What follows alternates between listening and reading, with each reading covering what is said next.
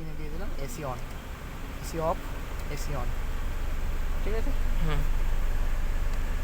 এখানে দেখো একটা মানুষের ছবি আছে, অ্যারোটা কোন দিকে আছে? মানুষের মুখে, মুখের দিকে, মানে হাওয়াটা মুখে লাগবে। এটা যখনই আমি ঘুরে এই দিকে দেবো, দেখো পায়ের কাছ থেকে হাওয়া বার হচ্ছে, অ্যারো দুদিকে আছে।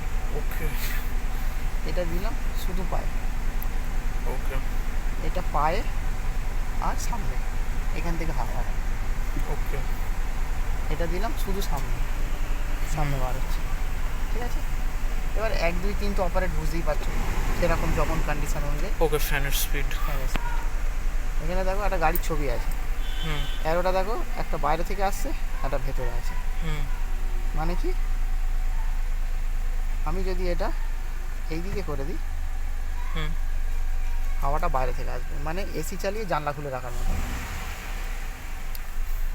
মানে ভেতরে ভেতরে টেম্পারেচারটা ধরো এখন ঠান্ডা হয়ে আছে, আমি যদি বাইরের হাওয়াটাকে ঢোকাতে চাই, তাহলে তাহলে এই দিক করে দিতে হবে, তাহলে তো গরম হাওয়াটাই আসবে না। আর যদি ভেতরে দিই, ভেতরের হাওয়াটা ভেতরেই সার্কুলেট হবে। ওকে, এটা ভেতরে আর ভেতরে, এটা বাইরে। এবার 1 2 3 যেরকম আছে সেরকম।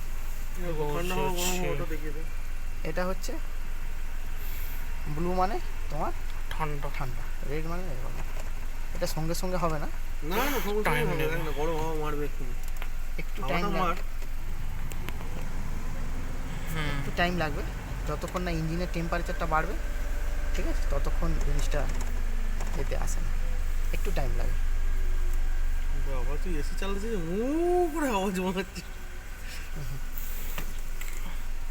এটা হিটিং এর না?